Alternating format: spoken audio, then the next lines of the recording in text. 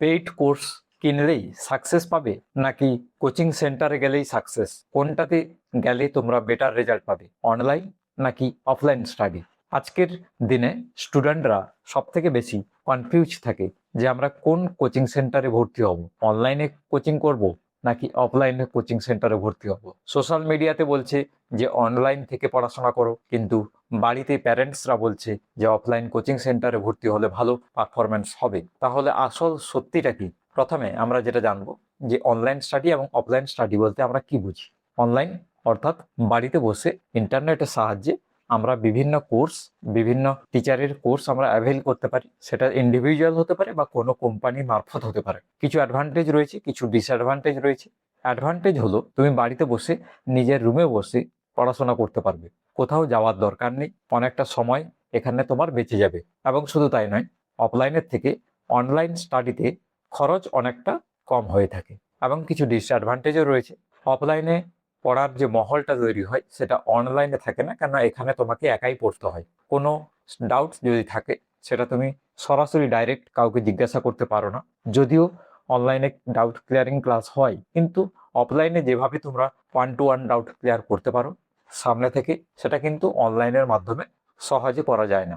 এবারে বলি যে অফলাইন ক্লাস হচ্ছে আমাকে কোচিং সেন্টারে গিয়ে পড়াশোনা করতে হবে, বাড়ি থেকে গিয়ে পড়াশোনা করতে হবে। এক্ষেত্রে যাতায়াতের একটা কস্ট থাকে এবং যাতায়াতের সময়ও অনেকটা খরচ হয়, এবং অনলাইনের থেকে অফলাইন কোচিংয়ে অনেকটা বেশি অর্থাৎ ব্যয়বহুল হয়। তবে কিছু অ্যাডভান্টেজ রয়েছে, যেমন আমরা ডাউট ক্লিয়ার গুলো সহজে করতে পারি, আমরা গ্রুপ স্টাডি করতে পারি, আমাদের সঙ্গে আমাদের বিভিন্ন ধরনের ফ্রেন্ডসরা একসঙ্গে পড়াশোনা করে, তো কে কিভাবে পড়ছে বা তাদের সঙ্গে আমরা কথা বলে জানতে পারি যে আমার পড়াটা ঠিকঠাক এগোচ্ছে কিনা, কম্পিটিশন কতটা রয়েছে, সেই সমস্ত কিছু আমরা জানতে পারি। এবং শুধু তাই নয়, অফলাইন স্টাডিতে যেটা সব থেকে ইম্পর্টেন্ট সেটা হচ্ছে একটা ডিসিপ্লিন থাকে। কিন্তু অনলাইনে যেহেতু আমি নিজেই পড়াশোনা করছি, আমাকে এখানে সামনে থেকে বলার মতো কেউ নেই, তাহলে যদি আমার মধ্যে ডিসিপ্লিন না থাকে তাহলে কিন্তু ফেল হওয়ার চান্স অনেকটাই থেকে থাকে। কারণ ডিসিপ্লিন যদি না মেনটেন করি সেক্ষেত্রে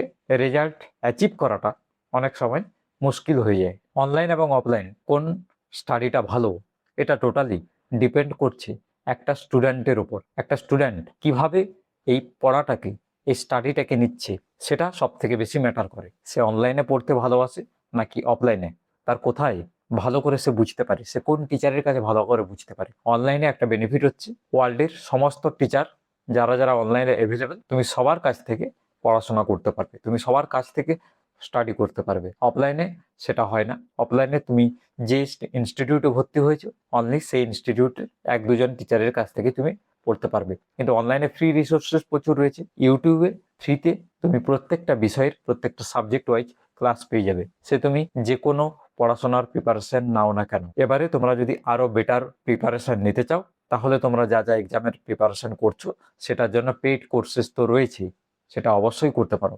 এবং শুধু তাই নয়, তোমার দেশের বা তোমার রাজ্যের যারা টপ টিচাররা রয়েছেন, তুমি তাদের কাছ থেকে পড়াশোনা করতে পারো, যেখান থেকে ছেলে মেয়েরা ভালো ভালো র্যাঙ্ক করে। তাহলে at the end of this video conclusion এটাই দাঁড়াচ্ছে যে এটা টোটালি ডিপেন্ড করছে তোমার উপর, একটা স্টুডেন্টের উপর, যে স্টুডেন্ট কি চায়।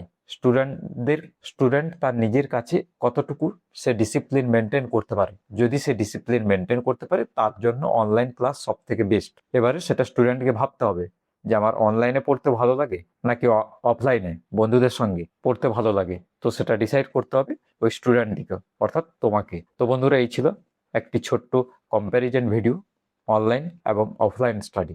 যদি ভিডিওটি ভালো লাগে, যদি হেল্পফুল মনে হয় যে তোমরা কিছু শিখতে পেরেছো, কিছু জানতে পারছো, ভিডিওটিতে লাইক করতে ভুলো না। চ্যানেলে যদি প্রথম এসে থাকো, চ্যানেলটিকে সাবস্ক্রাইব করে দিও। আমি এই ধরনের career related, job related video বানাতে থাকি। আজকের মতো এখানে ভিডিওটি শেষ করলাম। দেখা হচ্ছে নেক্সট কোনো ভিডিওতে নতুন কোনো টপিক নিয়ে।